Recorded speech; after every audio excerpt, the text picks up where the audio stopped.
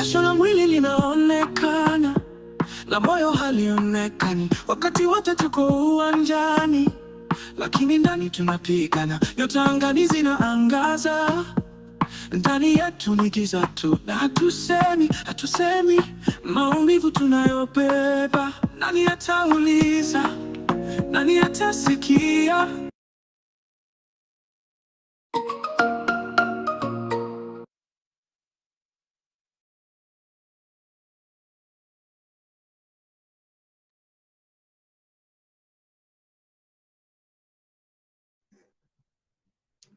Okay, ladies and gentlemen, good afternoon, good evening, and good morning from whichever part of the globe you are listening from or joining from. I want to take us through the housekeeping rules. We are fairly behind schedule. First of all, let's observe that we engage constructively throughout the webinar session. This is just a build-up session to our summit coming up in November. So please, it's dealing with unseen injuries and mental health in sports. So we'll have a very interactive session going forward. We'll use language as the default language for use today. In case you've made a point and you've used another language, please, you'll give us a translation. Your mother tongue too is allowed, but you give us a corresponding translation. We are all called to journey together in this webinar session so that we are able to kickstart the discussion or the discourse already around mental health and unseen injuries in athletes. Without wasting a lot of time, I want to invite all of us, not just to be passengers in this session, but to be crew members so that we are able to get the best out of this. I also want to point out that let's make use of our chat box. Once you are in, once you are admitted, please just use the chat box, your name, your organization, or the organization you are representing, and something about you. If you have a question, you will use much of the chat box. At the tail end, we shall be able to unmute all of us, and then we are able to get that Q&A interactive session. Otherwise, I want to welcome all of us for this session. And so the session will start already at 2 p.m., 2:30 p.m., sorry, to 4. That means 1.5 hours. So let's make use of that time. So without wasting a lot of time, I want to invite all of us to start together so that we are not left behind. Otherwise, I'm Kevin Skaumba, part of the YIDP team.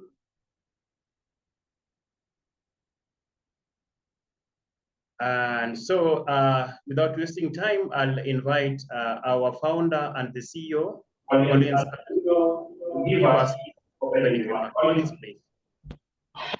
Thank you so much, Kevin. I believe I'm loud and clear.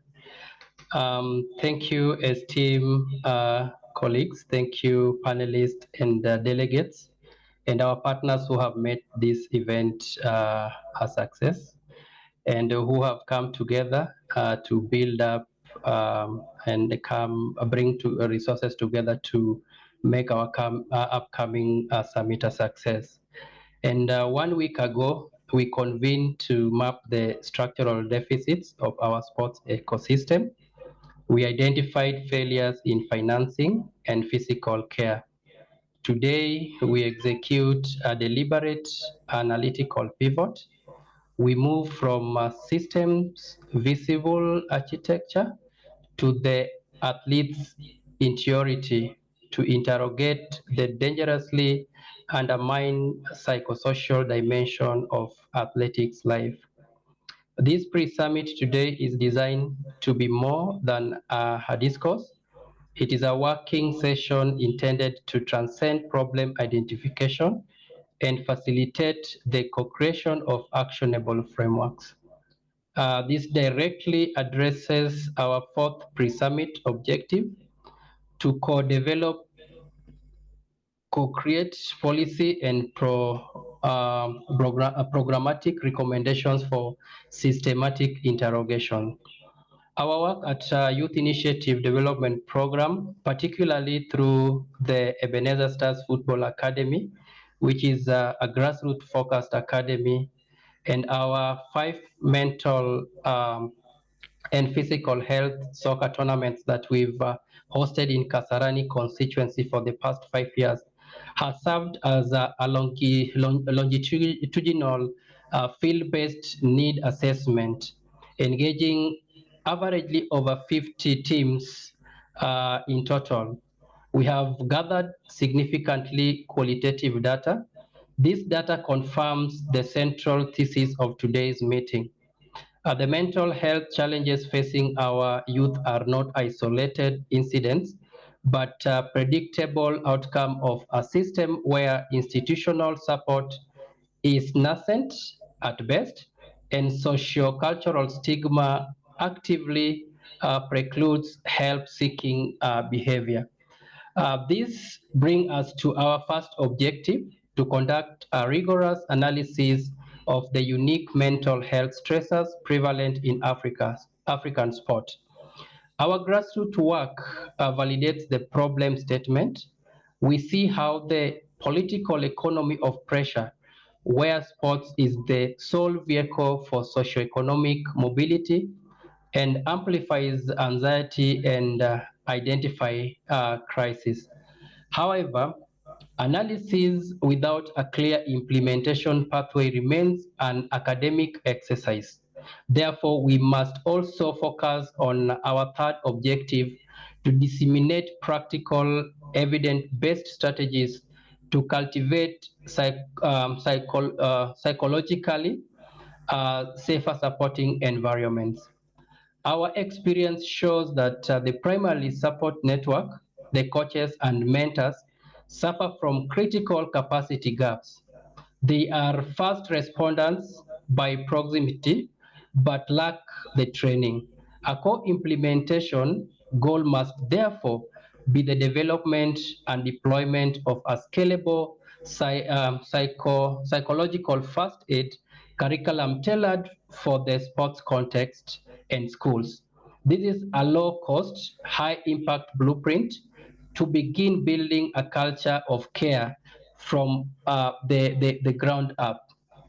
Finally, none of this is possible without tackling our second objective, to critically examine and challenge the stigma associated with mental health. We must architect a new narrative. This involves making beyond reactive reporting on crisis and towards a proactive model of ethical storytelling and normalized discourse, a key theme we hope our panelists will disconstruct. So my charge to us today is specific.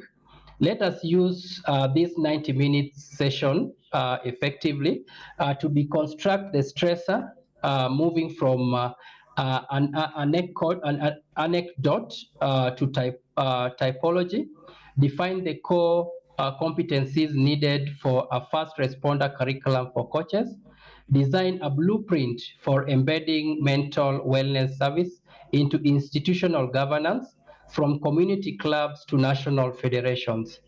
The anticipated outcome of this session is not just enhanced understanding, but the formulation of substantive inputs that will directly inform the thematic agenda of the Sports Wellness Summit in November 19th to 21st. We are here to build a multi-sectoral community of practice, and that works begin with the rigorous implementation-focused inquiry we are about to undertake.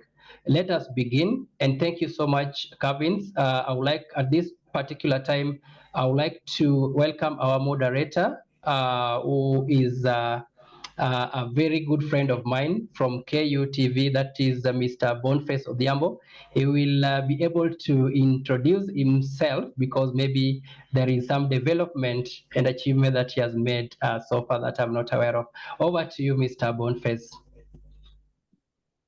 Thank you so much, Collins. It's indeed a big pleasure having me on board for this roundtable. And again, apart from my expertise in the field of TV and media, I'm equally a technical official within the Kenya hockey scene, and currently also still a TV manager.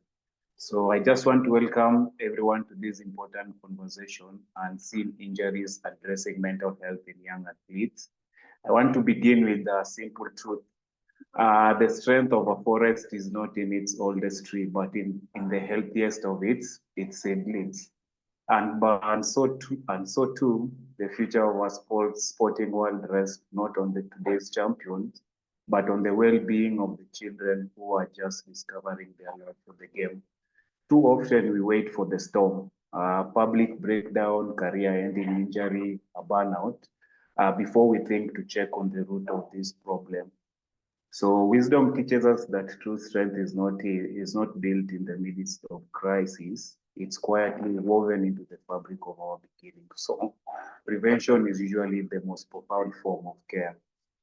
So in sub-Saharan Africa, study shows that around 15% of adolescents experience depression and about 12% experience anxiety and disorder. However, the research on young elite footballers in Africa paints a starker picture. 82% of such reports show symptoms of depression, and 72% of them show symptoms of anxiety. This figure should remind us that while we often celebrate young champions, many of them are still silently struggling under pressure to perform, succeed, and meet certain expectations. For every child who dreams of the finish line, we have a sacred duty to build a starting line that is safe, nurturing, and emotionally intelligent. We must teach them that listening to their own heart is just as important as listening to their coaches. That rest is not weakness. It is part of training, and their worth is inherent, not just measured by the medals or awards that they will receive. This in essence of sustainability in sports, planting seeds of mental resilience in the fertile ground of youth, so that tomorrow's athletes grows up into a whole, balanced, and enduring human being.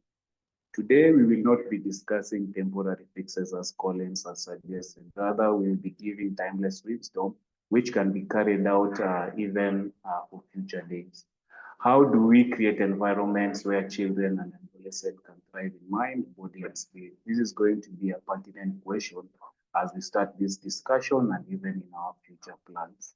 So with this, it's my great pleasure to guide this conversation with these three integral panelists who will bring in a rich perspective to this issue. So once again, I'm Boniface Odhiambo. I'm a TV producer and director. I'm a show host and producer at the podcast Off Pitch Africa.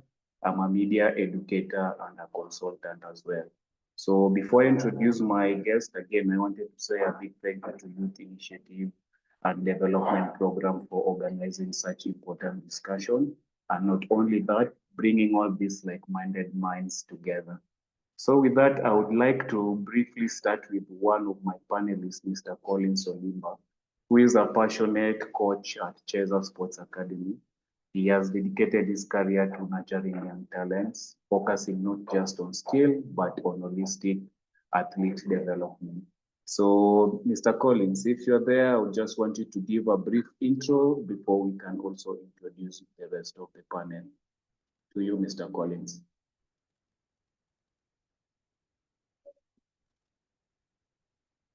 Yeah, mute, Mr. Collins.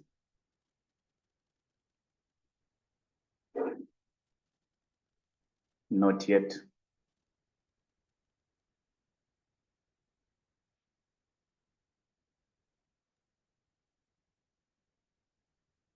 Yes, I still can't hear you, Mr. Collins. So maybe check on that. I would want to move to my second panelist before I get back to you, Mr. Collins. So I want to go to Oni Ladonet Odessa. I have been practicing the name so that I don't butcher it. So Oni, you'll help me out. Oni is a dynamic sports and broadcasting journalist. She brings a powerful perspective on how media shapes the way we view athletes and mental health. So Oni, if you're with us, maybe just a slight introduction, then we carry on after.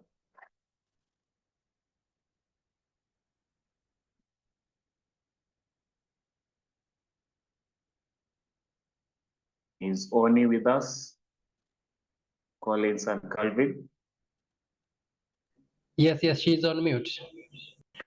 Okay. So Oni, maybe you unmute. While at it, I know Mr. Collins is also trying to fix his sound on the other end. So we'll finish with Oni. We have a listen to Edith, then maybe we get back to Collins. So Edith, while you're waiting on Oni, maybe turn your mic on standby so that we can just have you immediately introduce you. So Oni, still on mute.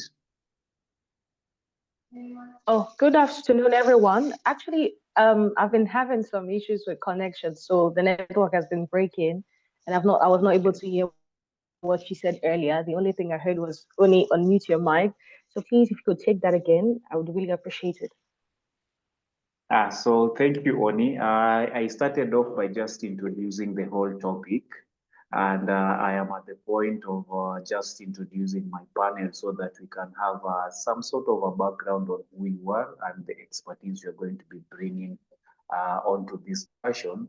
So on your end, I stated you're a dynamic sports and broadcasting journalist, and your powerful perspective on how media shapes the way we view athletes was going to be very important for this discussion.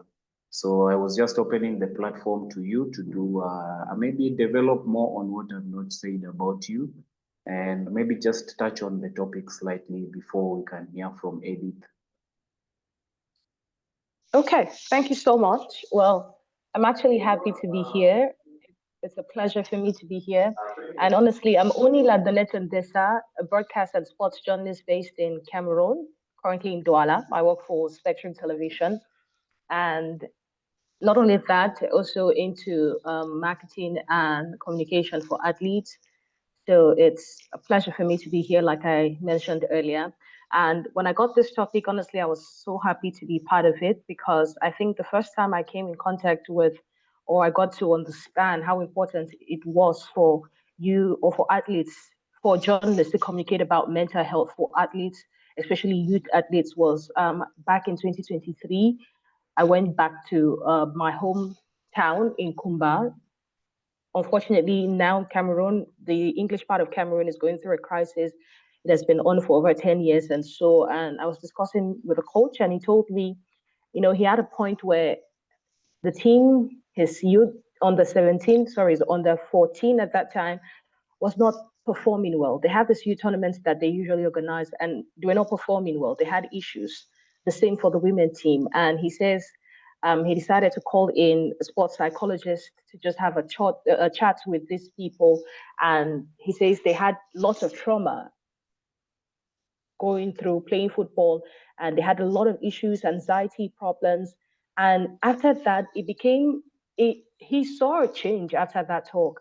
And I was wowed because as a journalist, we don't really think about the mental part of sports and how it affects these athletes. We only want to, shine the spotlight on the performance that we see on the pitch. We sometimes don't take out time to want to look at how they got there, what are the structures put in place to be able to help these athletes perform the way they are performing, and the pressure is just too much.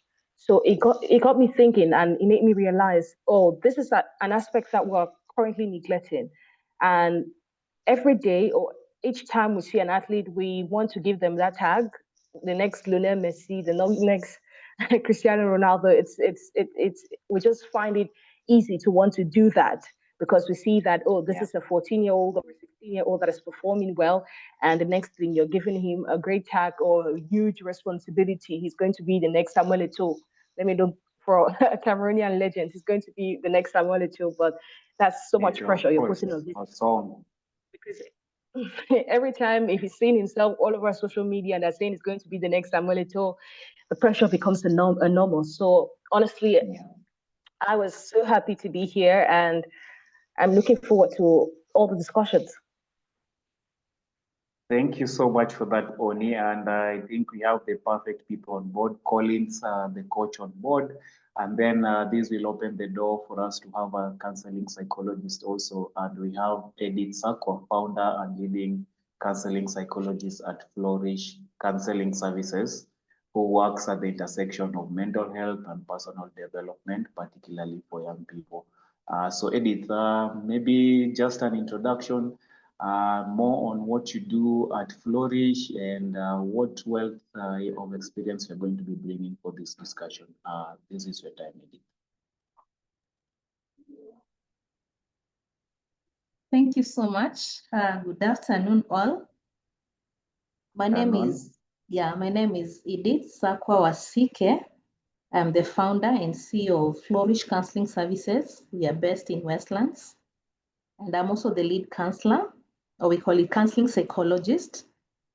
Around the sports, I would say that I'm a partner for the Syokimau Football Association, Academy, where I offer psychosocial support. I'm also a mother of an upcoming professional footballer, so I'm very excited for this conversation because it's something that touches me closely. In terms of mental health, which we'll be talking about, as you said earlier, I would say that my area revolves around ensuring that, and especially the young people, around mental health. So I'll be talking a lot about the challenges that go unforeseen because we focus on the physical performances when it comes to sports and especially athletics. So as you say, maybe the introduction, and then in the main session, we'll talk more about the psychological effect of all that comes with this performance. Thank you. Thank you so much, Edith.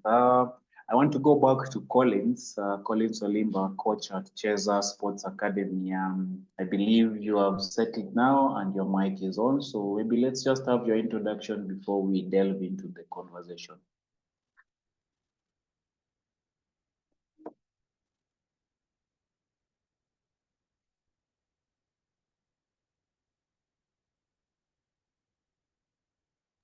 Maybe Collins can check his audio. If he's using earphone, maybe he can unplug it. Seems he's having some technical problem.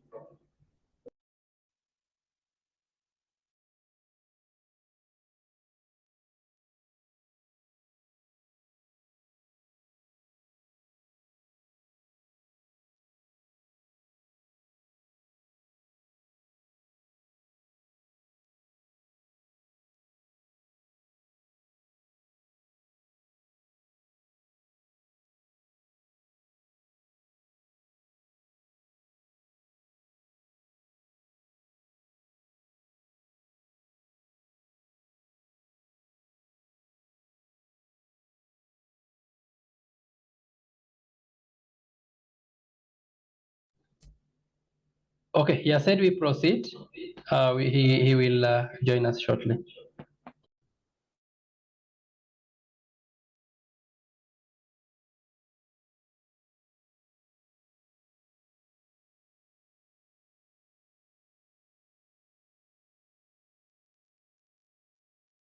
Hello. Yes, we can hear you.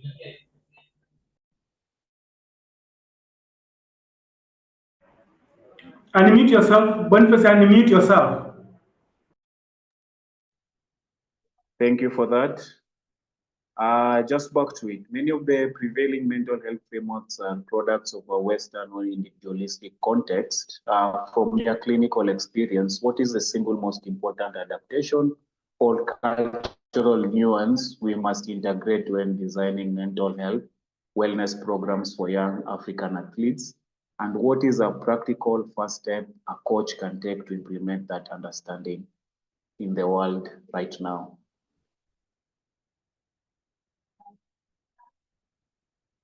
Edith, if you can hear me.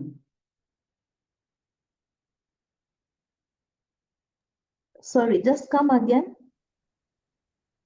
Okay, we're just trying to figure out what kind of integration or designs we can have for mental wellness programs for young athletes, and what is a practical first step a coach can take to implement that understanding.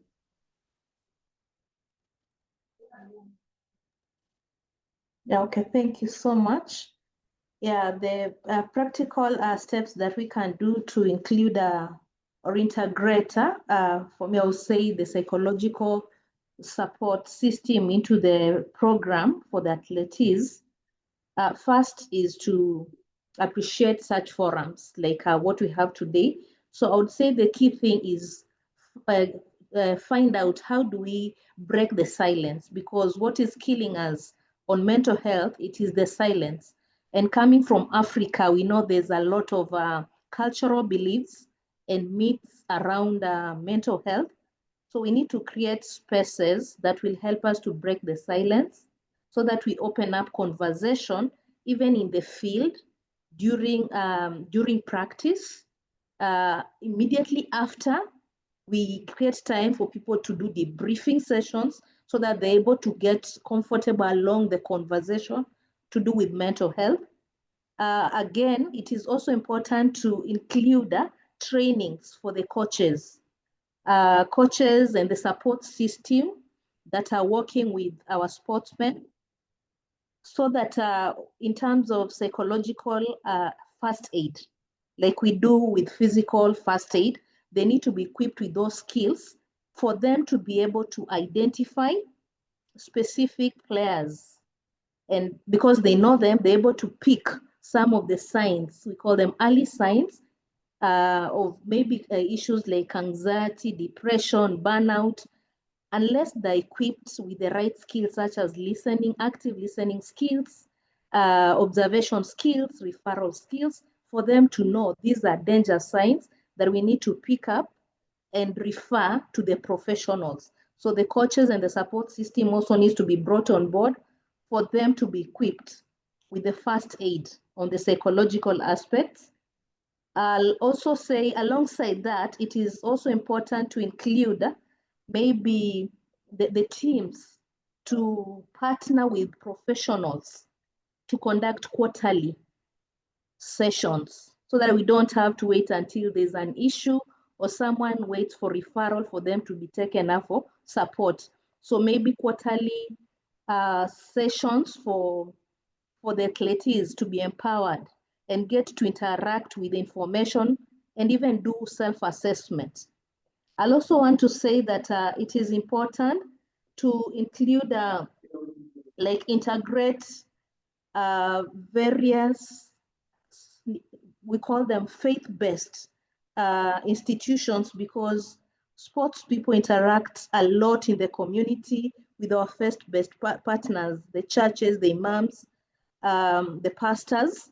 How do we integrate this information on mental health in the religious or the cultural and faith practices, so that they're able to absorb this information as they work along with the church and the mosque, plus any other faith-based organization. We also need to create space and confidential spaces to be able to handle the stigma that is attached to mental health. The stigma comes in terms of, we tend to glorify, like we celebrate toughness when it comes to any form of sport. We celebrate toughness, and anyone that wants to come out and speak on the experiences they're going through, we tend to put them down. So the emotional honesty is not encouraged.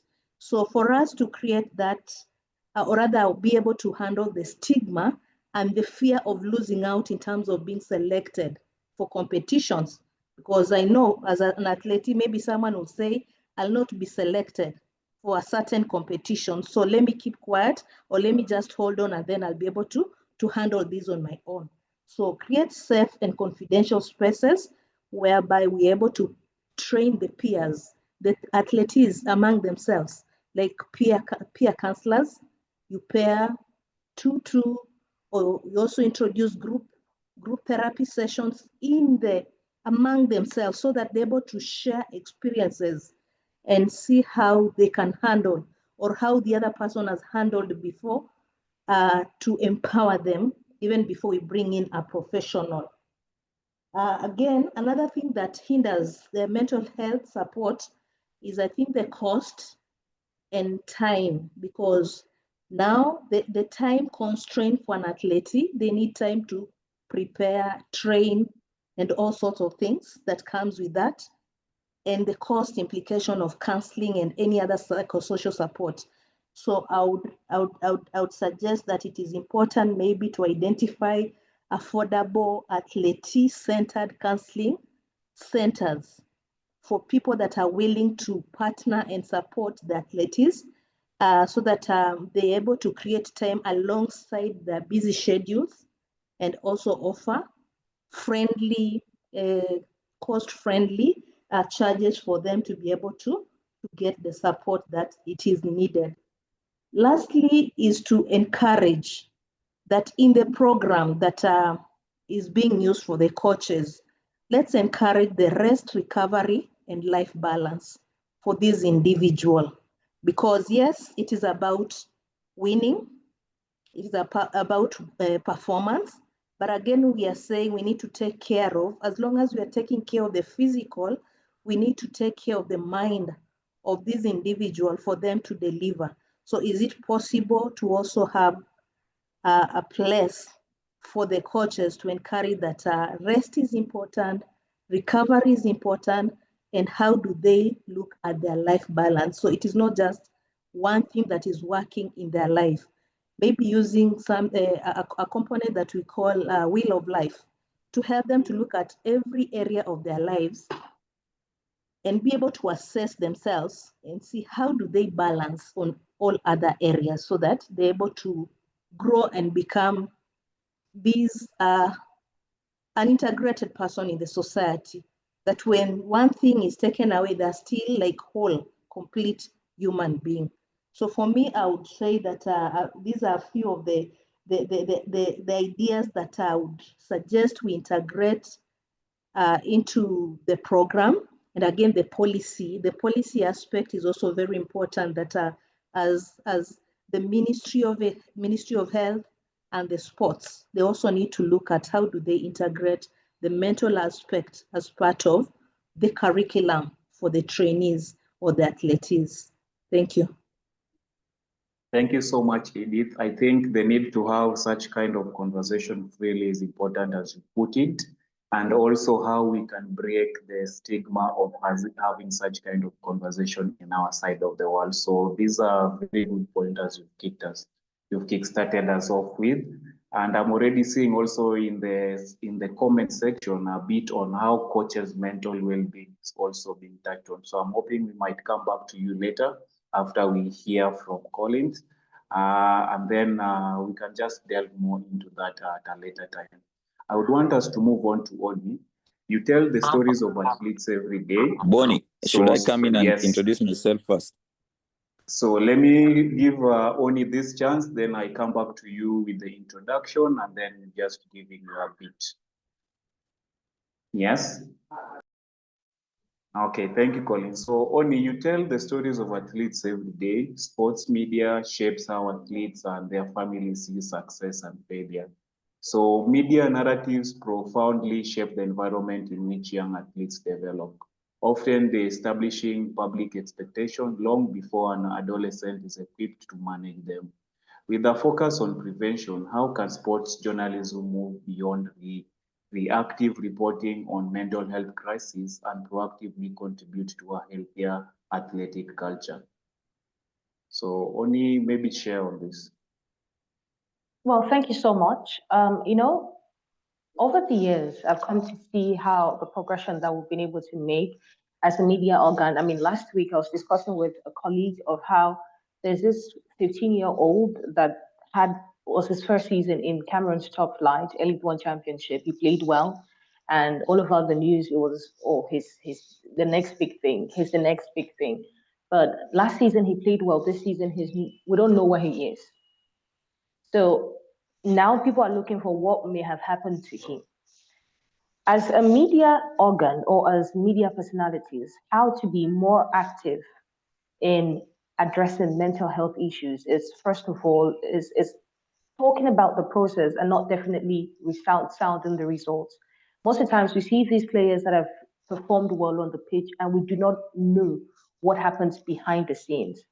We create such a narrative that these players are superhumans and get to build up the anticipation with the population and the fans. When you watch TV or when you watch TV, maybe you've never watched a particular play, the journalist tells you he's good, he's like Messi when he was his age, he's doing even better. And it creates some sort of narrative that this person is a superhuman, and maybe somebody comes and watch that game on that day, and the person does not react, does not perform exactly the way he or she did. It sort of creates these players lose themselves, well, they don't understand what's happening, that pressure that we put on them. So as journalists, we should not necessarily sound their performance or try to liken them with other players. We should talk about their process. Talk about how they've been able to get there. What are the challenges that they are facing? That's how we can be active in addressing the mental health issues. We're not necessarily giving them that pressure that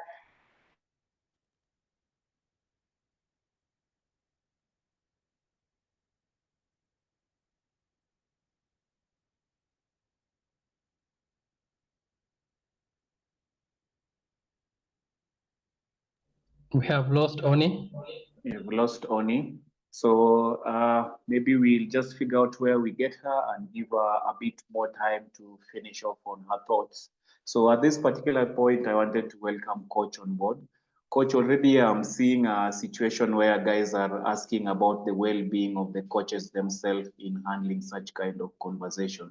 So maybe just touch on your background and how you are experiencing some of these challenges or how you are handling them within Cheza.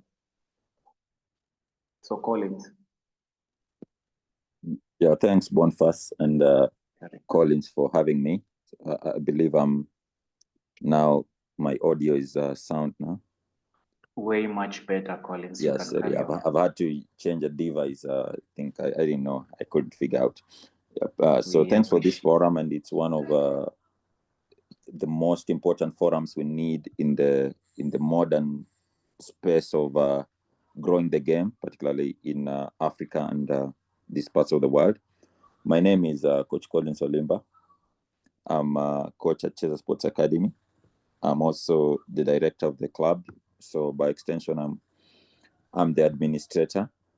I'm a trained football coach and also a trained football administrator through the Kenyan Federation CAF licenses to be, and the German through the German University of Leipzig. I've been trained as a coach and leadership and sports manager.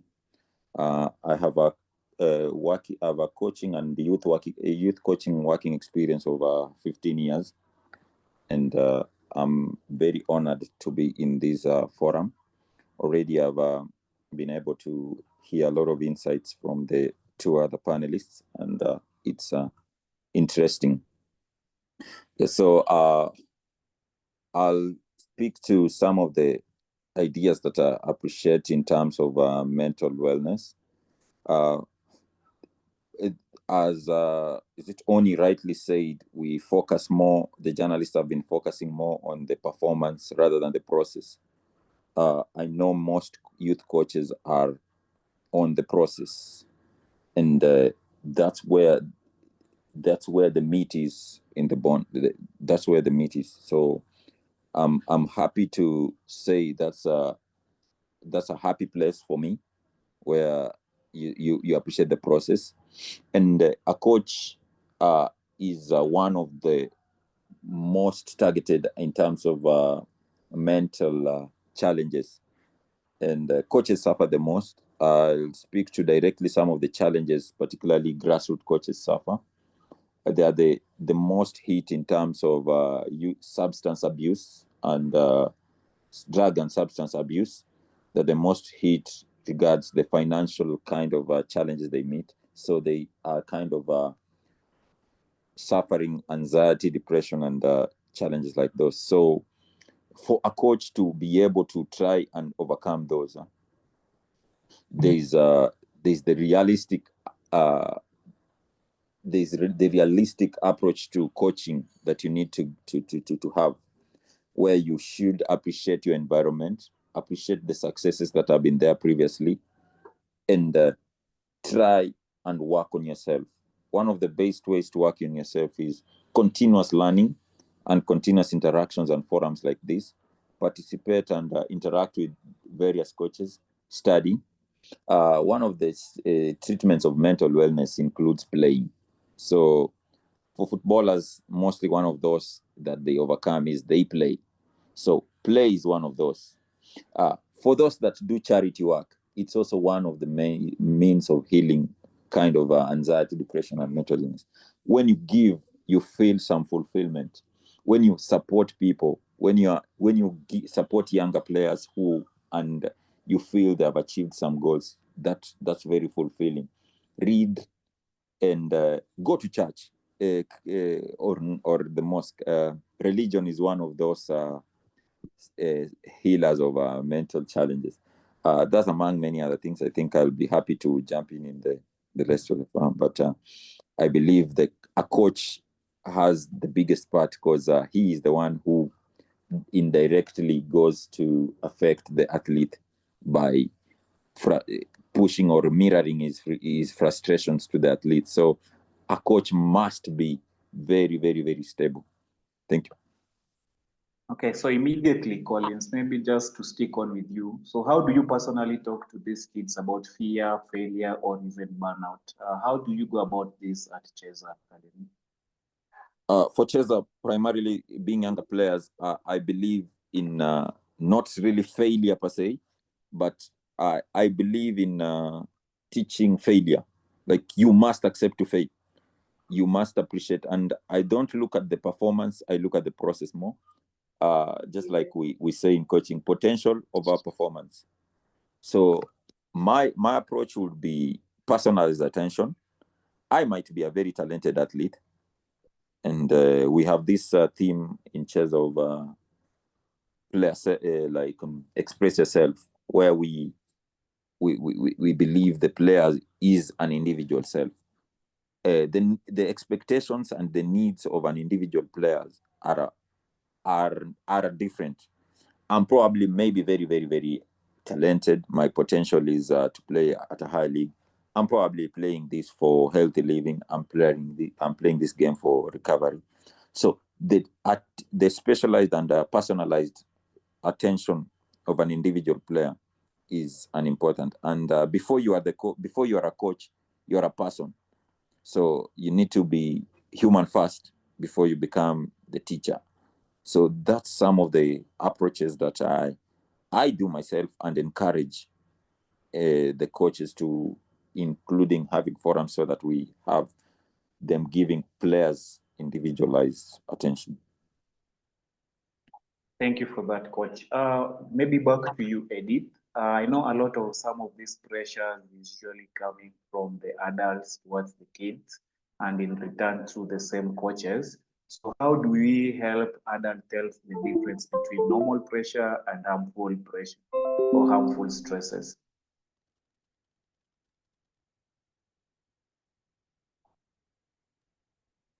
Yeah, thank you. And I want to agree with you that this pressure comes more from the adults to the young ones that are playing. And the pressure now causes, I think when we started, there were some statistics that were mentioned about anxiety and depression. So most of that pressure brings in now the performance anxiety that coach has talked about.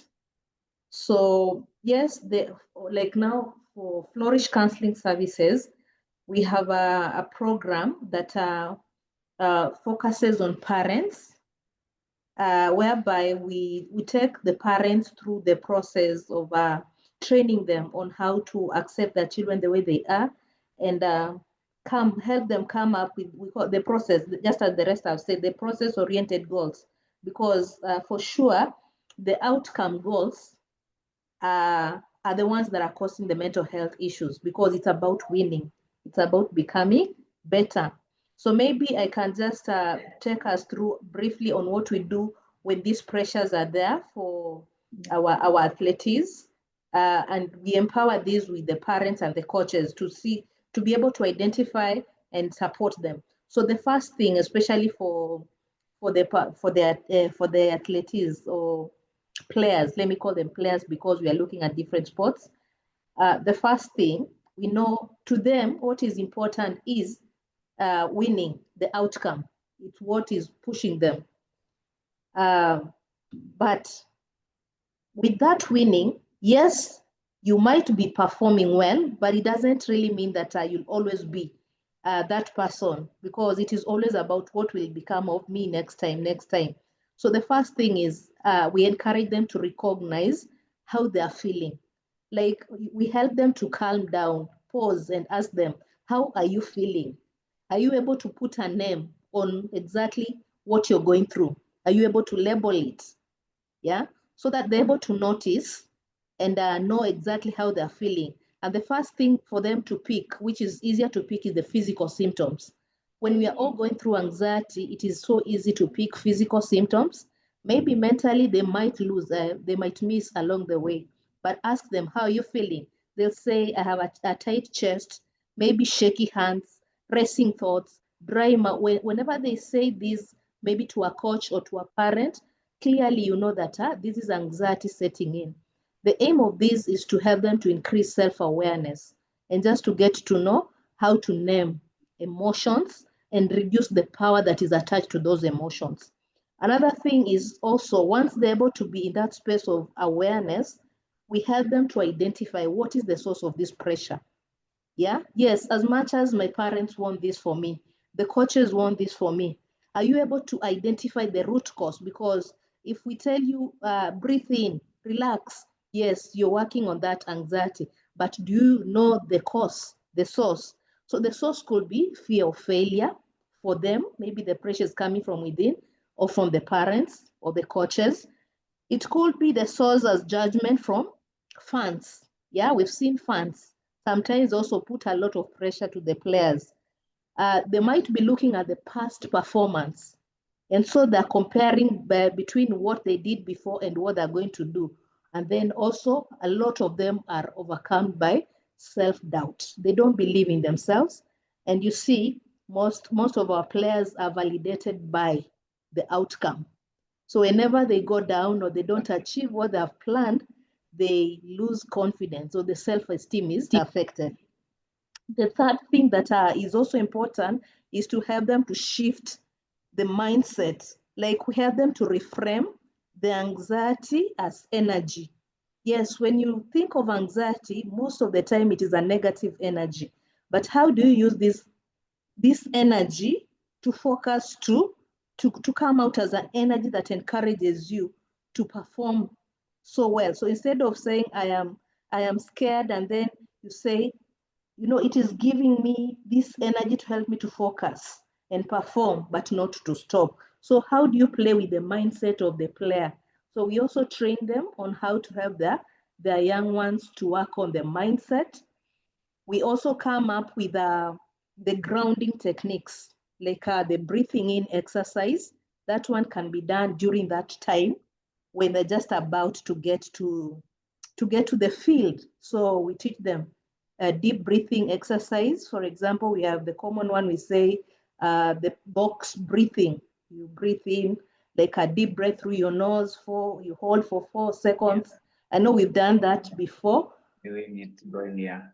Yes, yeah, you're like drawing a box. So that one is what they can apply, just to help them to be grounded, so that they're able to handle the pressure that is coming with the thoughts that now, you know, I am not going to achieve what I have planned for. Then also, as we train them, we help them to learn to visualize positive outcomes, because mostly anxiety is about the negative. It is always about what if. Yeah, what if I fail? What if I lose? So we help them to visualize a positive outcome and train them by making them to have a mental rehearsal of what they can do even before they go for the games. Yeah. They also need to continue to do the preparation, like the way they go for the routine preparation, just to prepare them and help them be confident that they're doing the right thing. And the biggest challenge on all this is the mind, because the mind plays with the parents, plays with the player. So how do you help them to challenge negative thoughts, it's by identifying the fear-based thoughts of what if, like I've said earlier, and replace them that I know I have trained hard and I can handle this. Then maybe lastly is just to ensure that they have a debriefing session every time they do a performance. Like coach should be very intentional on wanting to know how was the experience after. So it is not about what we did, like won, how many goals did we get, but let every athlete, every player share on what did I do well mentally, what triggered anxiety. Yeah, so these are questions that are posed by coaches. How did I respond? They're able to say, this is how I responded, this is what triggered my anxiety, and what can be done differently next time to be able to improve. So I think sometimes we miss on the debriefing, the psychological debriefing part after the game is done. Yeah, so that is what we can do to help the pressure that comes from the parents, the coaches, and from the players themselves. Thank you. Thank you so much, Eddie. That was so informative. But it also leads me to my next question to Coach Collins. I'm already seeing in the comment section, coaches' ability to be empowered with the necessary mental health toolkits. How well versed are you guys with this information? Which will also make me ask, have you seen times when focusing on mental well-being actually improved performance? Yeah, Coach right. Collins. Ideally, you cannot have performance without mental wellness. And part of the training of coaches as a new improved curriculum is psychology training. I know teachers have more training on the same, but a teacher is a coach has to be kind of an enabler and a psychologist of sorts. So as much as we as a society are not as far in terms of equipping our coaches on the same, there's a lot of efforts and the need of understanding our athletes and that have made us be able to try and pursue this need to improve mental wellness. So I'm not a psychologist, so I can't really speak of definite answers. But as it is, the need for you to be empowered with some of the skills Edith is giving is also very important for you to identify. I hope we are agreeing on that. Yeah, I'm privileged to be one of the coaches that has studied psychology in my coaching. Yeah. And particularly coaches psychology of a young player. And I really appreciate how it's changed my perspective, and a lot of factors that Edith has shared across are really eye-opening and Yes. very, very important, because we are limited to performance and as a society, and that's where we are. We fail a lot to draw much from sports, and I can speak even from a Kenyan perspective. The Kenyan media, the Kenyan sports person wants to be fast. If Harambee Stars lose on Sunday, they'll be hit. They will not look at the performances. Yes, and not the goodwill leading to the bad performance. Not the process that someone earlier said. Not the investment in work of coaching, training, and the improvement, the growing up of a younger player, and that is one of the major parts of failures. And I can also critique how our secondary school games work. It's all or nothing situation like, and that's where we start having challenges with our athletes, because an athlete in a secondary school, highly sports competitive school, is being worked out like an adult or a professional. But you see, children are not mini adults. That's, I think, what we say in sports psychology, they'll say. a kid is just a child, and children are supposed to experience competence by trial and error, let me say, by failure, trying and failing. So that's in the trial and in the failure, that's where you are educating success. You're kind of stabilizing. So it falls in there. Okay.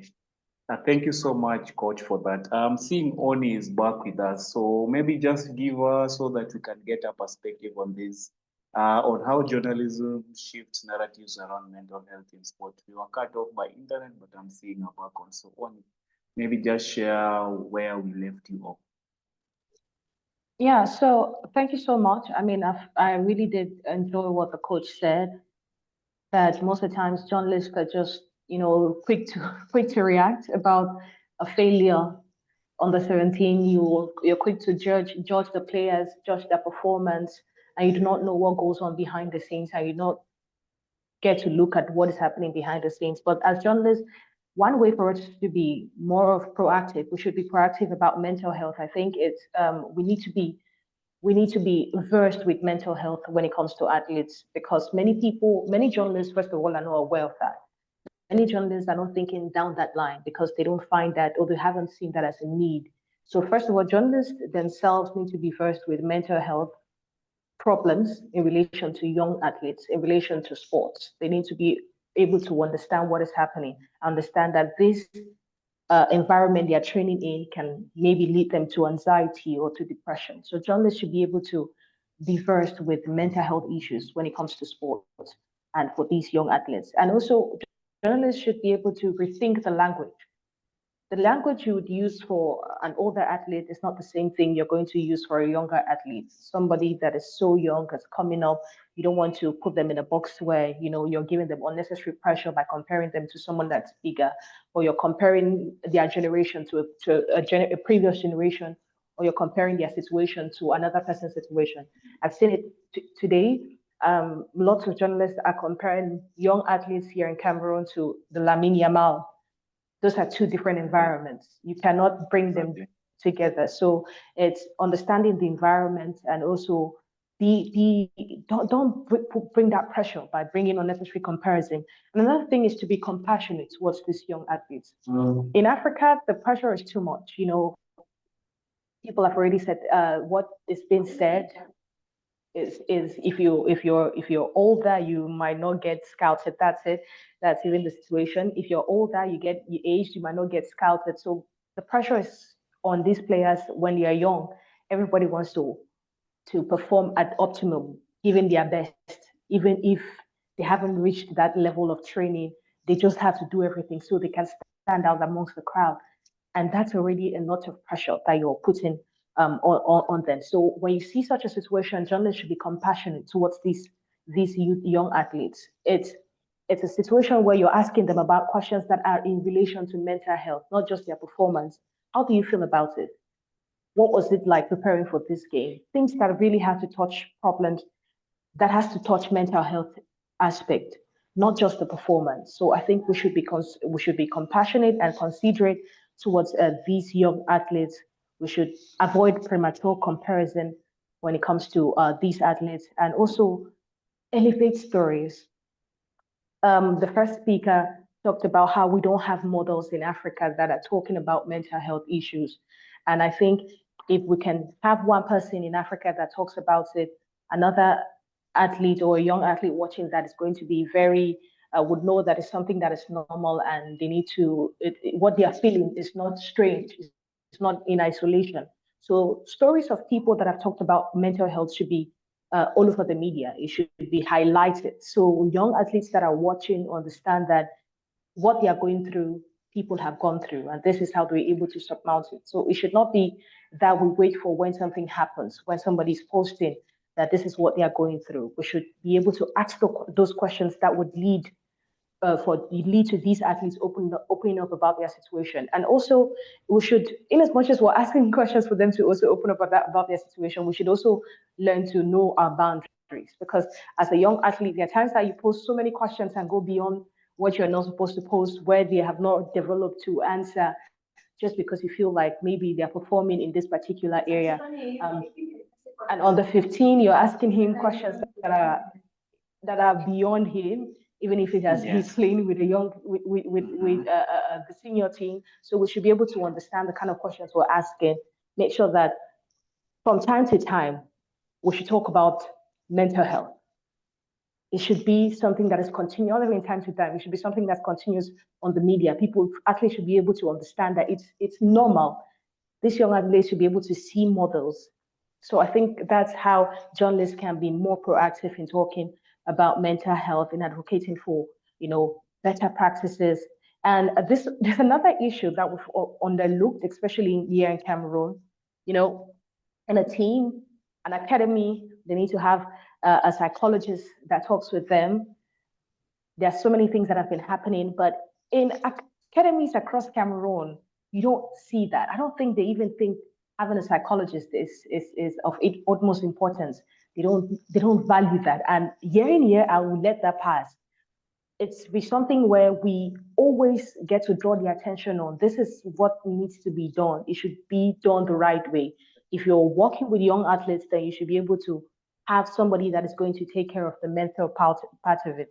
I was talking to a coach and he says their training has a particular course that has to do with motivating athletes and all, but not that in depth when it comes to mental health. So as journalists, those are things we should be advocating for, that teams or academies should be able to have psychologists work with them. They should be in relation with maybe a firm or anything that has to do with mental health, have psychologists that work in their ranks. And yes, that's the contribution I can give in relation to that question. Thank you so much, Oni. I think we've mentioned issues and challenges, and moving on now, I would want us to focus more on the solution. I would want to start with Eddie. What would you categorize as some of the unseen injuries that we need to focus on, and what are some of your solutions that can help in managing some of these to the young ones?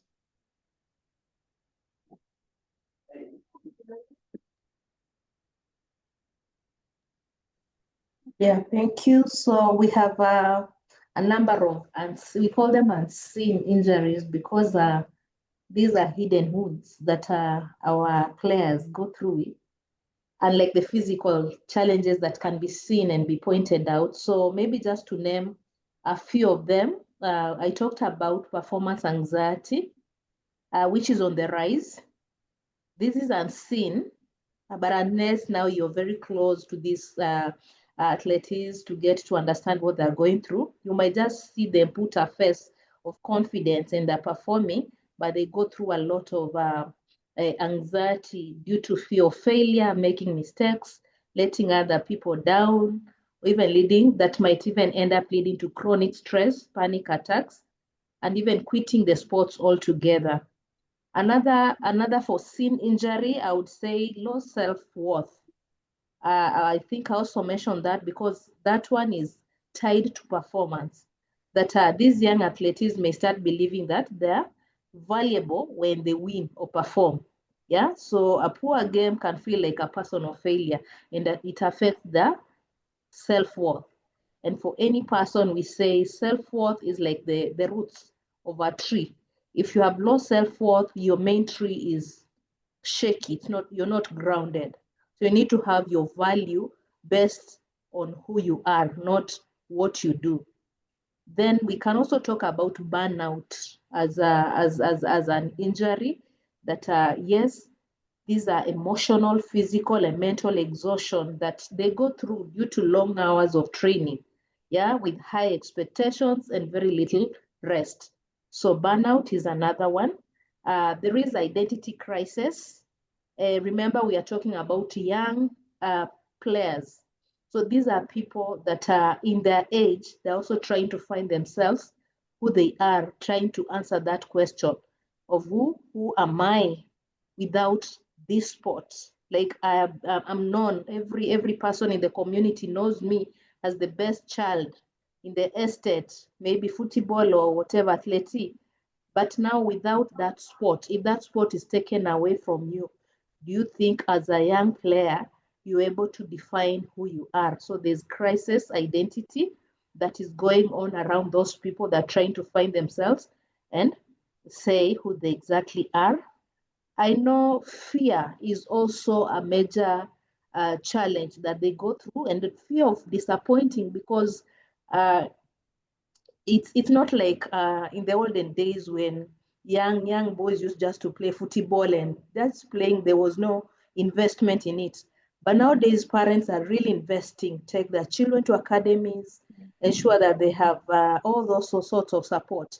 So you see a parent investing in all that, a child will develop fear of disappointing these parents and even the coaches. We can also talk about body image issues as unseen injuries. So sports that emphasize weight, physique, or appearance can also cause or worsen a child to develop eating disorder and maybe suppressed emotion. Like, how do they express emotions? We've all talked about training, empowering them to know how to take care of their mental health, but majority are not well versed on how to express their emotions. So they also struggle with suppressed emotions. So I would say those are the main. Okay, bullying is a major thing because some are bullied even during those sessions in the academies from their teammates. So bullying is also a silent injury and trauma from injuries. Now, trauma from the physical injuries can also cause those unforeseen pains that we are talking about, or unforeseen wounds. So there are a number of them that our players go through, and we need to pick them out and get to support them. Okay, thank you so much, Edith. We are soon opening up the question and answer segment for those of us who are tuned in. I'm seeing Khaled Kioko, I'm seeing Shoki, I'm seeing Osimbo, I'm seeing Dr. Pamela, I'm seeing Dr. Sarah Safin, a lot other guys who are with us here. So keep engaging with us on some of those areas. I want to move on to Coach Collins. What are some of these unseen injuries that you've experienced among your players? And what are some of the solutions on how we can handle them, or how you handle them at Chess Academy? Yeah, I'll start with the last one. The good doctor Edith has mentioned on bullying. Yeah, bullying is one of the common unseen injury, and it's also brought about by kind of a level of encouragement, like coaches are not creating an environment of fairness among kids, and maybe treating kids because of their talent, like they're being treated special because of their talent. Others are treated because of maybe what their parents will bring on the table. So one of the most important trait a coach must have is the attribute of fairness. I usually say it precedes even your competence of coaching, because particularly when you're dealing with young adults. So at Cheza Sports Academy, that's a principle that I hold dear, and instill clear, like the issues of maybe just a simple one where timing, like the number of hours a player needs to play. One will be fielded more hours, more playing hours than the other, maybe because of his talent. It contributes to even the dropouts, as the doctor said, like stress. So if you push for fairness as a person, where you know all these kids have come to me not as professionals, but they've come to me to learn, that the trust the parent has given me in learning, I need to raise the kid's worth by giving him an opportunity, so that he feels the other kid who's even equally better than me is the same like me in the eyes of the coach. Then beyond football or playing, try to give kids an opportunity, or youth and your players, even adult players, roles of leadership. Yeah, give leadership maybe that is rotational, like some small areas of responsibilities. When you give responsibilities, you usually raise the worth of a player. Like, you will be in charge of our training equipment today. The kid or the student or the player feels worthy that responsibility.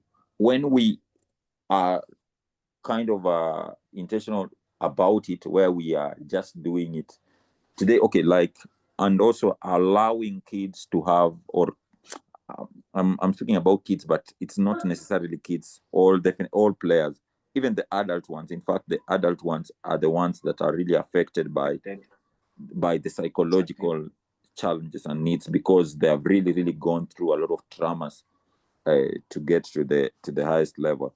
So give them some level of responsibility, and have a lot of conversational, but live beyond the field. I'll say live beyond the field, but ideally be fair. When you're fair from the deep heart, don't, they say, be fair and also appear to be fair. Appear to be fair in that anyone can also face punishment, whatever it is, the level of punishment it is, because it will cut across and try and solve it. So that's how I look at it. Thank you. Xavier. Oni, on your end, in our reporting, how can they help or reduce some of these unseen injuries, and what's your solution around it, just to improve on how journalists do their reporting to help these kids grow better? Repeat that again, please. Okay, I wanted to say, as journalists, how we report largely contribute to some of these unseen injuries. So how can we help in reducing them? And what are some of your solutions to help these young athletes against some of these unseen challenges, injuries, sorry?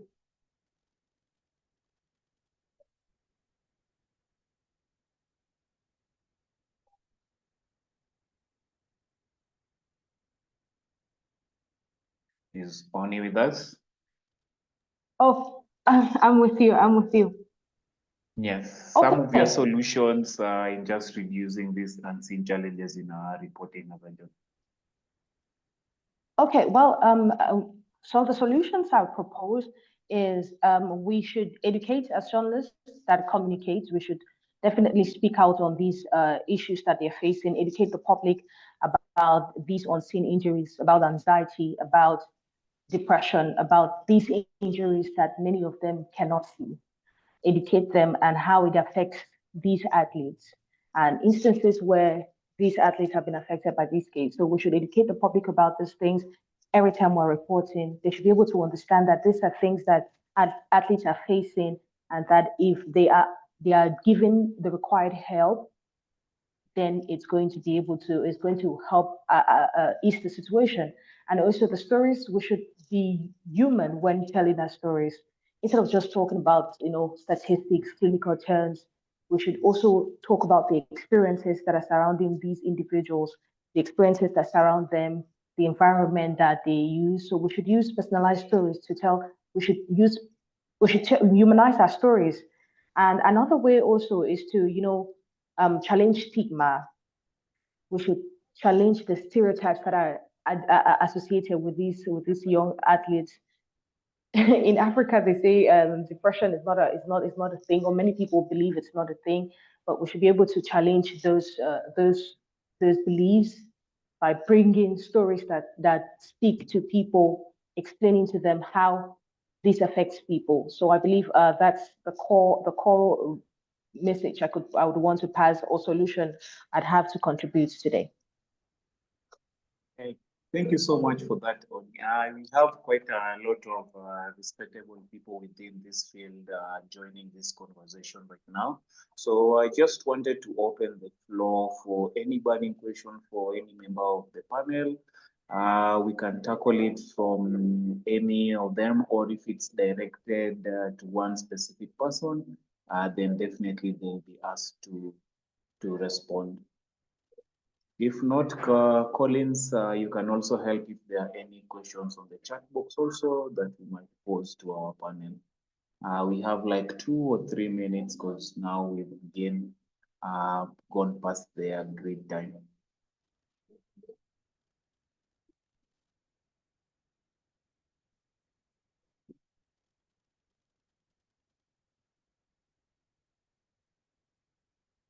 So if there are no questions or they're still brewing up, There is I'm seeing... Lizzie. There is a question from Lizzie. Okay, Lizzie. Yes, you can also raise your hand. So once someone is done, you can easily know that you want to chip in on the conversation. So Lizzie, the floor is yours.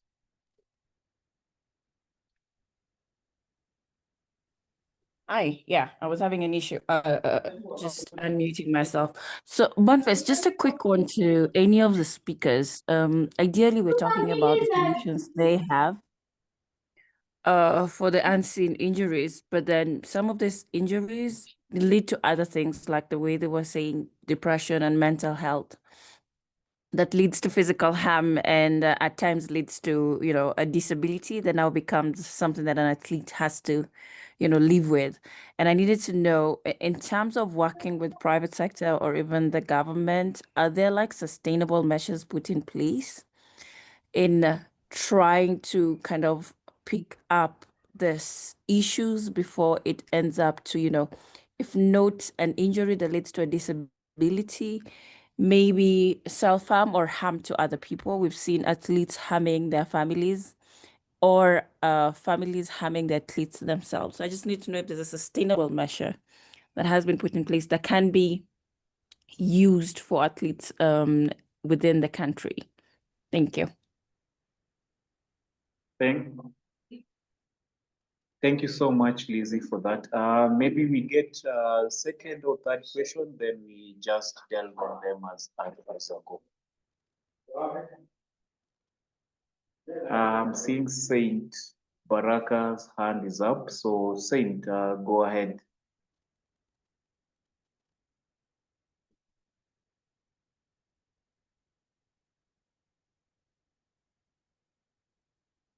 I can't hear you, Saint.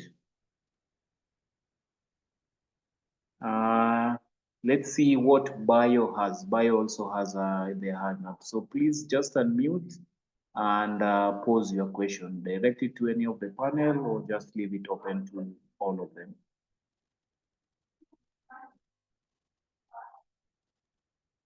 So Saint can't unmute. So Saint, maybe just pause or now. I see you've been given the go ahead. So let's start from Saint, then Bio.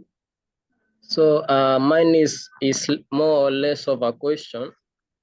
I would like just to contribute to the fact that, can you hear me? Yes, we can, Saint. Go ahead. So I would just like to touch on a few things. I've heard Edith say that the techniques of relaxation about mental stability of the athletes. I've heard some people say about bullying in sports, but mostly these are already the scene injuries that we are dealing with in the physical world right now. But simply the meeting was to be about the unseen injuries. So going for mental health and the physical and the societal fixations of the sport is not really going to give us a big of or a much sustainable solution. I would like to dig deeper, or as we say, get into the shoes of the athlete and now try to figure the solution to this problem as an athlete, not as an association or an outside person or that person. So I was hoping you can give me a few minutes to explain. So I'll take it back to the panel for your decision. So I think Collins, you'll advise on what Saint wants to present on. But at the moment, I think Dr. Edith has touched quite a bit on some of the tactics or even trying to focus on the athlete as it is. But if there's a question anyone has picked there in Edith or Coach Collins, I will throw that back at you after we finish all the question. But Collins will advise on Baraka's request to make a presentation. I would want to move on to Bio. Bio, please, your question or comment to any of the panel.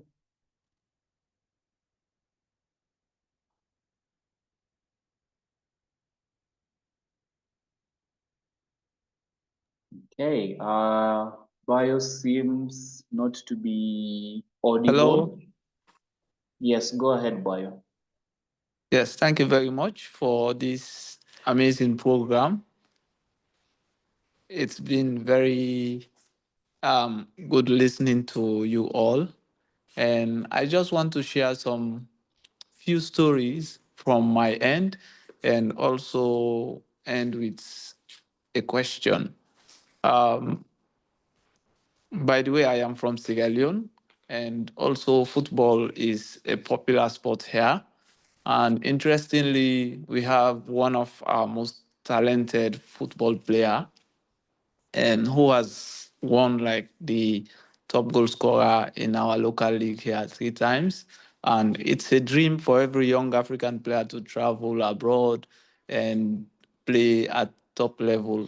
But for this individual, whenever he travels abroad, um, he gets some form of relapse and always wanting to come back. At first, he had a deal to travel to Norway, and he was like, I cannot survive this because of the weather. And there was another deal that also he traveled all the way and did not work out. And recently, a deal in Libya that also did not work out. And all of the time, this gentleman traveled all the way to the club. And as recent as last week, he had a deal with a Tunisian club where the deal was already signed. It worth around $120,000, and all of a sudden, this also did not work out. But because of the way people think about mental health in this part of the world, we always attribute this to supernatural causes and other things. So, for me personally, I believe he's struggling with some mental health problems. But sadly, community and society, they are using this to judge him that he's not fit for purpose, he's not ready to get better. And I think this does not help him.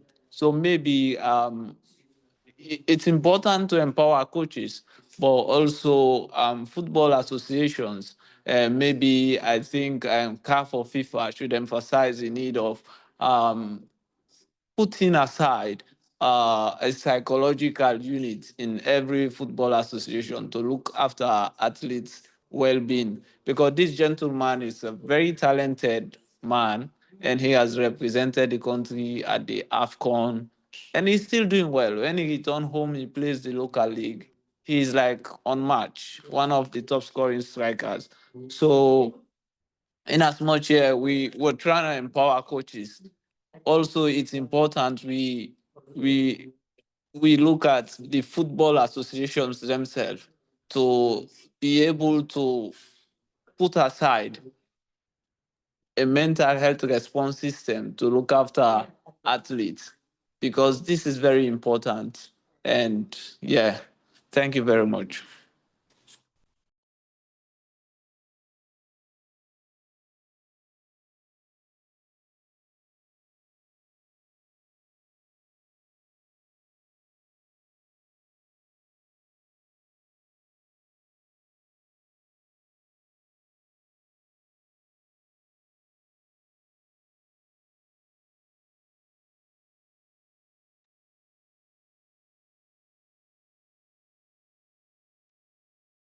Collins and Brian, are you there? Yes, I'm here. It seems we have lost Boniface, but Kaumba, let's Kaumba take over. Okay, ladies and gentlemen, I think we are towards the tail end of our discussion this afternoon. I know some joined halfway, some joined almost 3/4 done, some joined from the beginning. But at the end of the day, we are still on course to be able to mitigate all these challenges, all of these experiences together. And so I'm seeing some hands still up, but I'm seeing also Boniface back. I don't know that he can be able to hear my voice. Boniface? Yes, I can. Please go ahead. Please go ahead. So that we take also closing remarks as we get final reactions. Thank you. Fantastic. Are we still taking any more questions, or we open to the panel to just give their reaction to some of the questions given? We can just get the panelists to give their closing submissions. Okay. Yes, that would be important. I'm seeing few hands up, but it's important that we also close because of time. Still, they can type their questions in the chat box. It's very important. Yes. Thank you. So yes, just as it's been directed, due to the time constraint, we thought we would manage in 1 hour, 30 minutes. But as you've seen, this is a conversation that we can go over and over because it's a very close one to most of our hearts. So yes, there were a couple of questions from Lizzie. There was a comment from Saint. And then Bio from Sierra Leone just pointed out on the need of homesickness to some of the African athletes going abroad. So maybe I'd start with Edith on some of the questions that were tackled on your end. Just some of your reaction to this before we hear from Coach Collins and even Oni.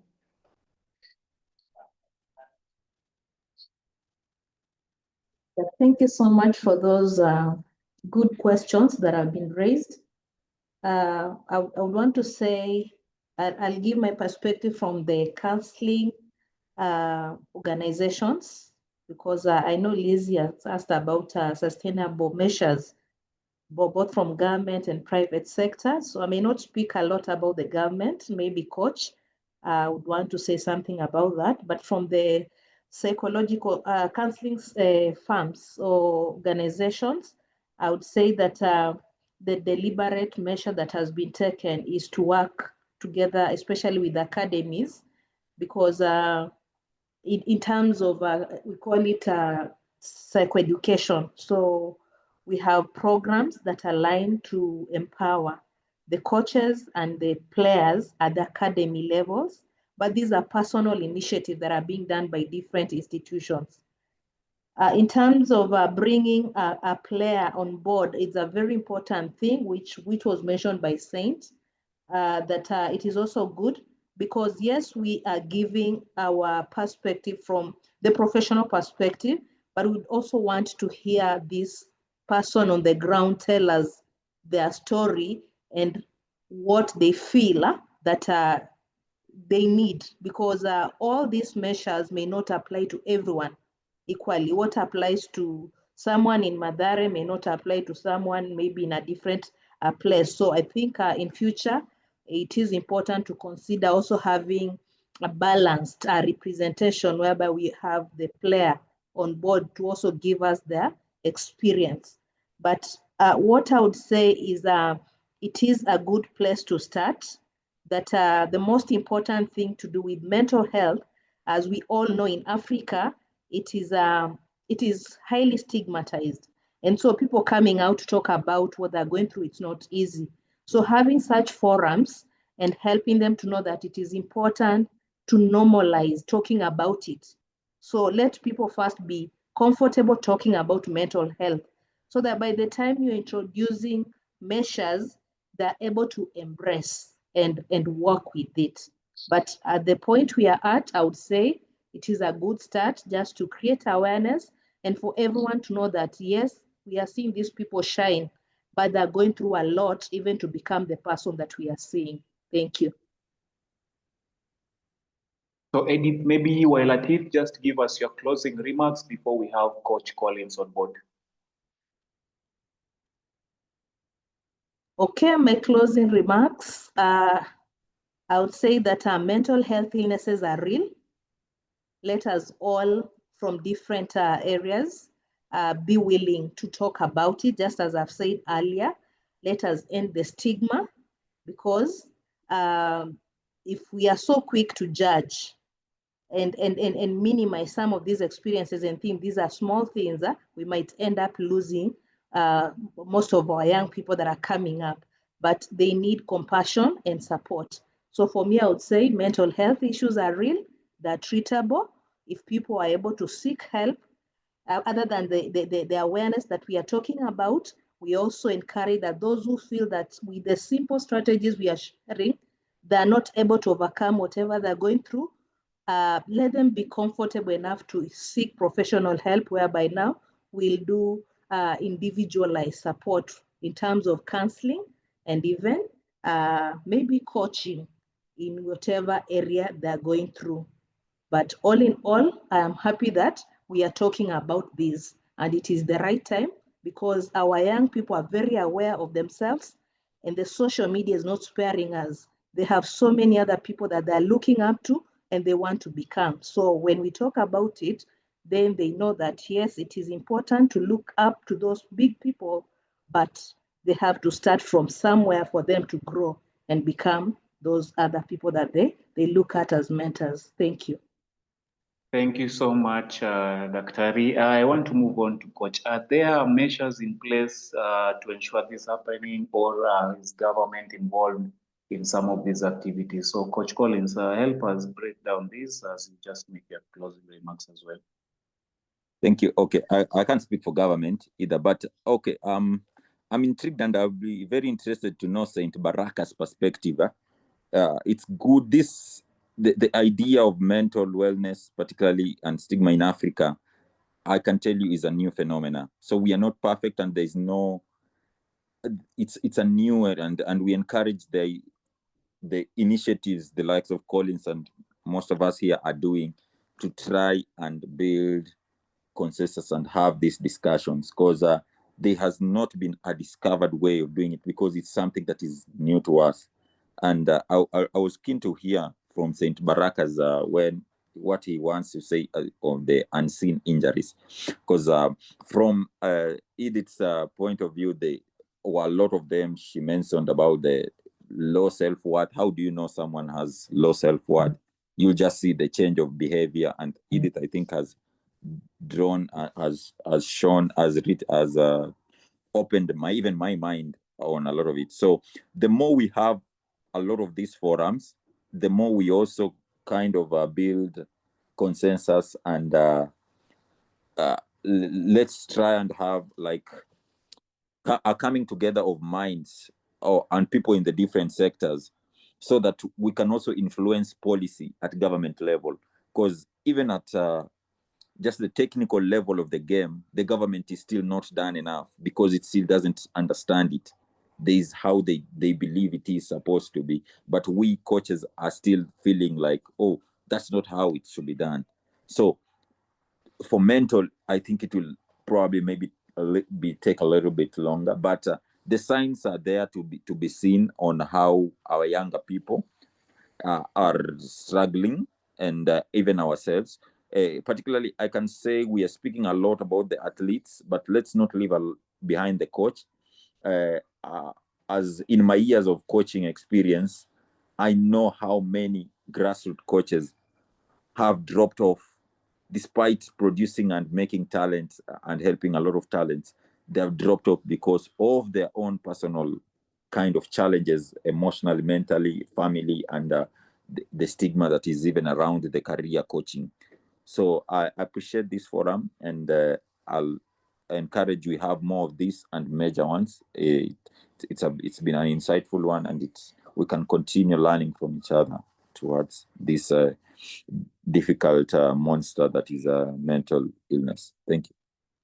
Thank you so much, Coach. I would want to proceed to Oni, and I was hoping she would help us with Bayo's case of players going abroad and then having to feel homesickness and not having experienced the opportunity they had. I don't know what you have to say on this, Oni, as you make your final remarks. Yeah, I'm quite drawn to that question because we have the same issue right now in Cameroon. Our top scorer, or I would say the Ballon d'Or, which is like the best player of last season, he, after winning the Ballon d'Or, he had like several trials in Europe and he could not get one. the highest goal scorer as well, went to Tunisia. He got signed in a club in Tunisia, and just last week we're told they paid him off, that they don't want him anymore. These are good players that have played the local championship. They've given their best. We've seen how the growth that they've had. So I think sometimes waiting for these federations, for the government to take the action can take a long time. So what we normally do as advice that we provide to these athletes is they should seek services from psychologists, because sometimes it's more mental than even physical. It's not like they don't know how to work or they're not good players. They are very good players, but maybe they've gone out for trial once and it did not work out, and they just have, their mind is just built that maybe they were not meant to succeed outside of the country, or they're always going to find problems outside of the country. It's just a mental issue where they feel like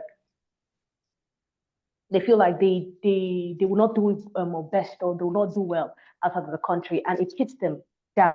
Every time they get an opportunity to sign outside, they come back. Just that first experience that they had in the first signing that they had, it becomes an issue, and they cannot go beyond that. So rather than waiting for these federations, waiting for these entities to actually implement mental health frameworks or set up mental health response systems, I think they should be proactive themselves by meeting these psychologists, mental health experts, telling their issues,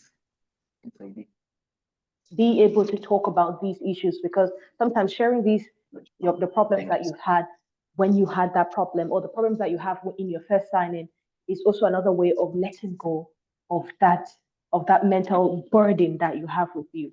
So I think I believe that if they can take proactive measures themselves, seek for help, mental help, it's going to be very important. Because like I said, it's not only them, it happens across countries where these players get to go out for trial. And you talked about the environment, they feel like they cannot perform. Some of them just have it in their minds that when it's raining, they cannot perform. Or some of them have it in their mind that when it's too hot, they cannot perform. But those are just mental barriers that they need to surmount. So if there's any advice I'm offering at that point, is not wait for the federations or for CAF or for confederations to put in place these frameworks. You as an athlete, you should be able to be in contact with, you should seek help when you have that issue. You should seek help when you have that issue. So that's what I can say. And your closing remarks, yes, yeah. Yes, as closing remarks, honestly, sustainable measures have, we're working there, we're going there. The Cameroon Olympic and Sports Committee has implemented some programs that are in relation to mental health and talking to athletes and coaches and all, but we've not attained the level we all desired, as it's still a problem. So what I would say is, for journalists, for athletes and journalists, we should be first with mental health problems. We should be first with identifying these signs and symptoms of mental health. We should be in contact. We should also provide an atmosphere for these players that they are able to freely express themselves and talk about their issue without actually bringing any stigma, or that without giving them a side eye. We should have an environment, create a conducive environment where athletes can comfortably talk about their issues in relation to mental health, and also try as much as possible to be in contact with associations, with bodies that have to do with this, so we can also refer them to these associations so they can seek help. Because like I said, these players have issues, and sometimes if the environment is not conducive enough for them to talk, then how are we going to offer the help that they need? So that's it. Thank you so much, Oni. Thank you so much, Collins, and thank you so much, Edith. Collins was informing me we have Dr. Pamela, ISSUP Kenya president on board. Collins, do we still have to give some few minutes before we call it a conversation?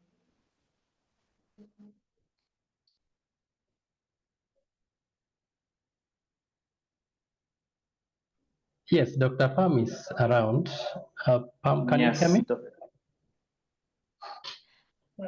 I just need to say I really appreciate the discussion. I want to thank the speakers for the day, for the good insight that they have given us.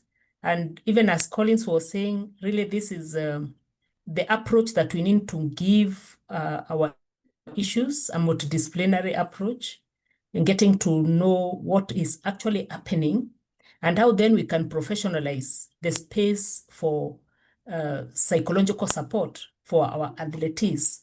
I'm glad to see that there are some institutions here actually that are registered in, doing that already, sports academy.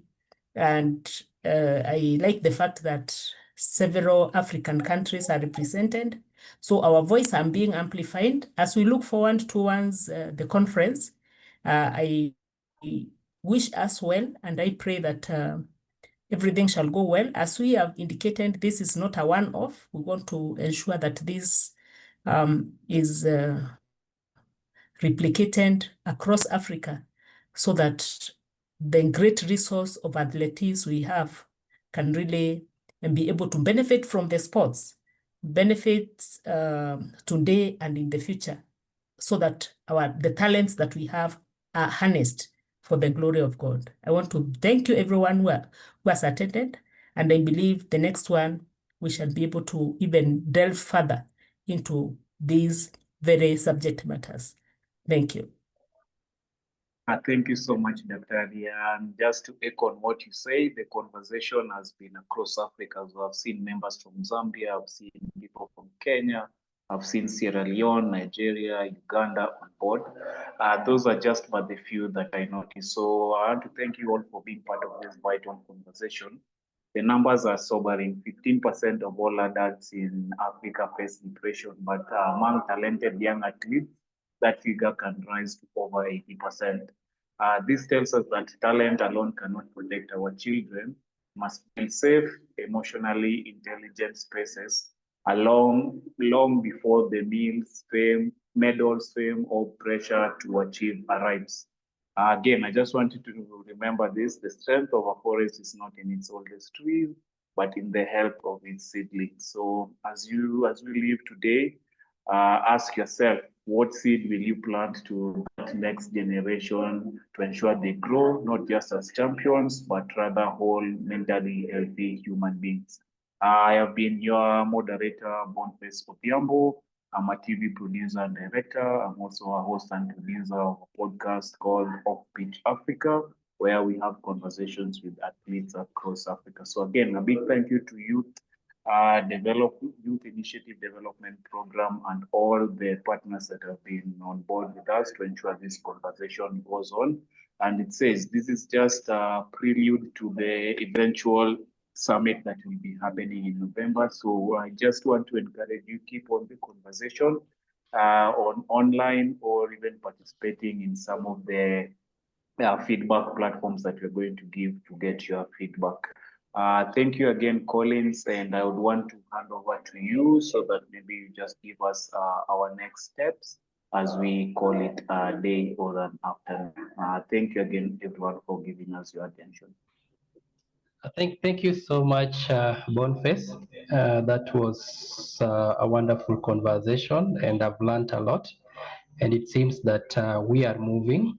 And the only thing that I've learned, it's Africa, we are moving. There is a lot happening, but we only need to join forces and narrow down areas that are really affecting our young athlete so that we are able to help them thrive. I know we've really gone, our time has really gone, but I just wanted a little to hear what Saint Baraka needs to maybe address in 1 minute. Maybe Saint, if you can summarize everything in 1 minute, I'll really appreciate it before I go to call to action. For the interest of time has gone. If you can hear me, are you there, Saint?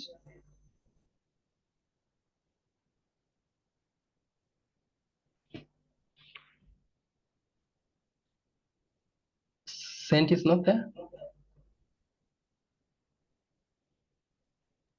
Unmute him. Okay. Saint, go ahead.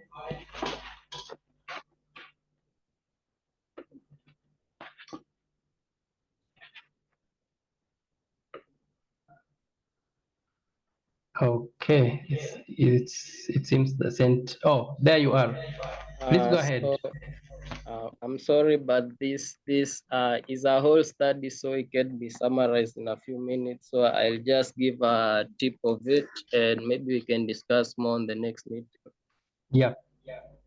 So since I'm a scholar from Kenyatta University doing a bachelor's in recreation and sports management, so I've been researching on psychology in physical education, sociology in sports and human psychology, and some physical fitness and evaluation. From that, I took my time out to do some research on African involvement in sports, and it happened to me that there is yet a research body for dropout rate in sports in Africa. So we should really be concerned about that, because if you look at the overseas research, 69% in Caribbean participation drops, and from North America is as low as 35%. So we should still be looking really deep into that.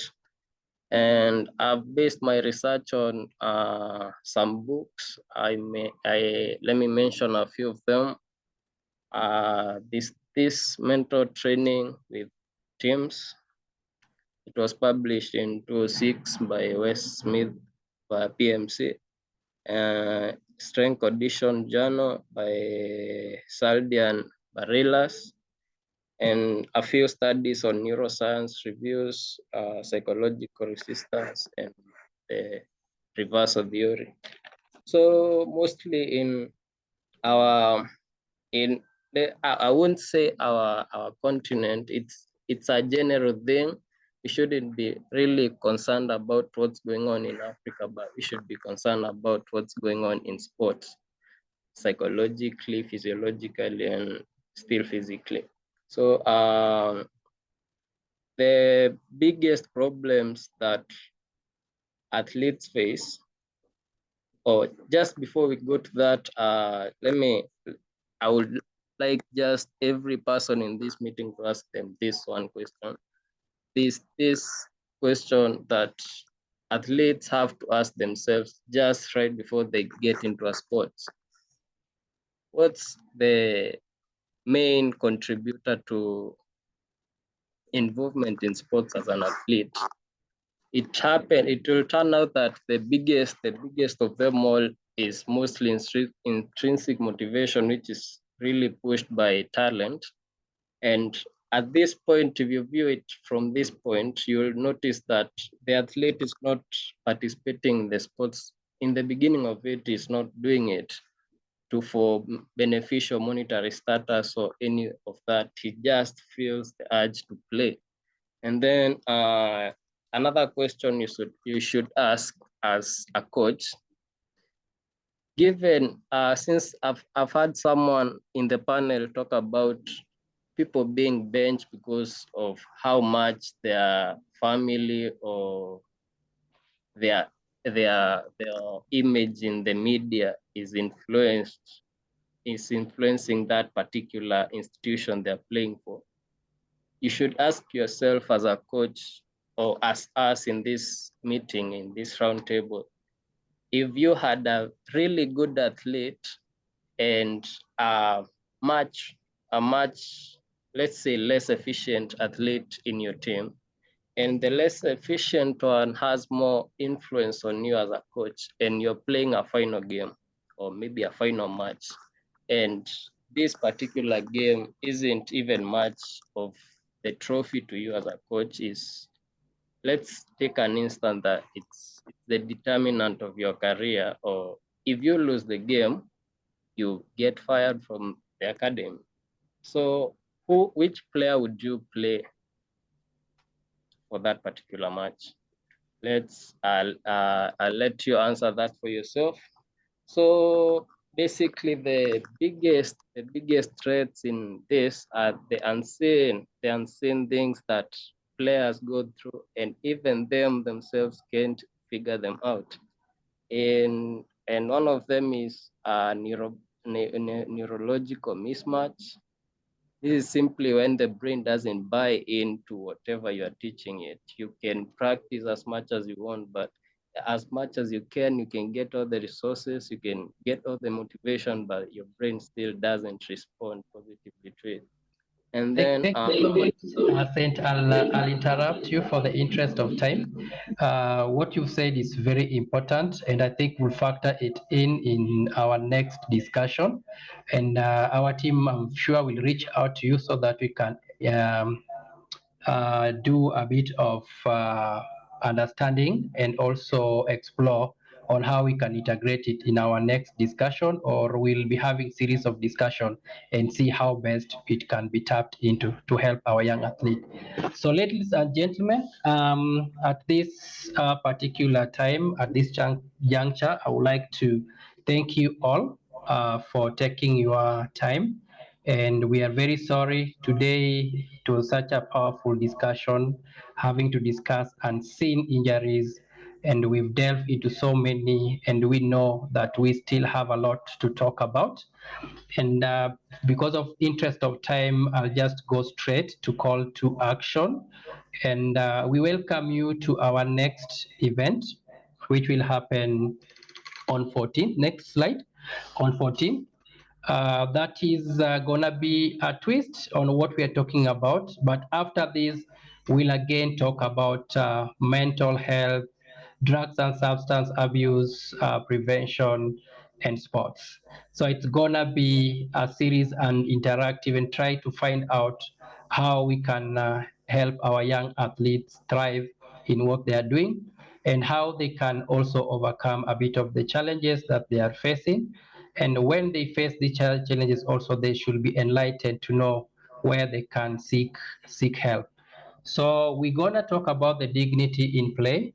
That will be focusing on our young girls and adolescent girls. We have young girls who are still in the stage of trying to understand themselves. And again, also we'll also bring a bit of conversation with the boys, addressing on the sexual gender-based violence in women's sports in Africa. I think this is a sensitive and timely discussion, and I believe that if it is interesting you and you are also working in that line, we welcome you to participate in that. We'll share with you the registration link soon. If you check on our LinkedIn timeline, handle, you'll be able to find the link, and also we'll be continuing doing e-shot with you. And again, we continue reaching out to you to be part of our November summit. And we really thank our partners who are coming together to make this summit a success. The summit will happen in Nairobi in November in Cloud Suit Hotel, that is in Parklands. Move to the next slide, please. Yeah, so the summit is on championing mental strength and physical vitality for every athlete. So we are still having series trying to understand and also pumping in a lot of knowledge in what we'll be discussing in the summit. And we really thank ISAP team for working with us, Kenya Medical Association, HUGS, and Triple I. We have some other stakeholders who have shown interest joining in. We will share with you more information as soon as possible. So if you are also interested to be the speaker, if you have a research work that a concept that you want to present during the summit, feel free to reach out to the contact provided on our chat box. So if you have more, you please reach out to me directly to cdundo@yidpk.org. So ladies and gentlemen, we'd like to thank our partners who have made this event a success. And here there is the contact. Please, you can take a photo, write a bit of the information that you may need. You can reach to us through WhatsApp. Also, you can call us directly, also through the email that is partnership&info. Ladies and gentlemen, at this particular time, I would like to thank you all for listening to me and also showing interest, partnering with us in the upcoming summit. Not only upcoming summit, but also in the projects that we will be rolling to build the capacity for players and coaches who are dealing with the young players or young athletes, so that they may overcome a bit of the challenges that they are facing that are affecting them mentally and physically. So at this particular time, I'll ask Kevin to put for us a bit of music so that we can have some time to dance a bit virtually. But again, we thank you. You can live at your own pleasure, and may God bless you. Enjoy the rest of your evening.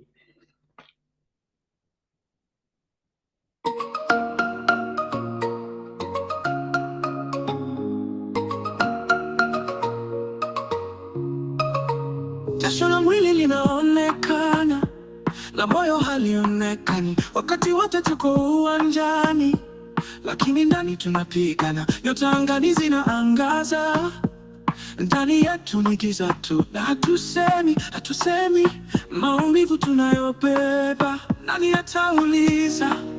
Nani atasikia? Ukiona tabasamu si kila mara ni kweli.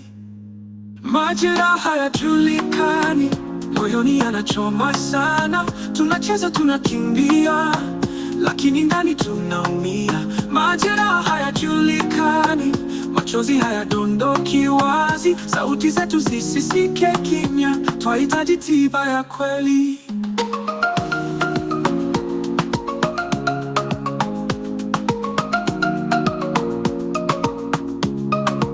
Kila ushindi ni mzigo mwingi.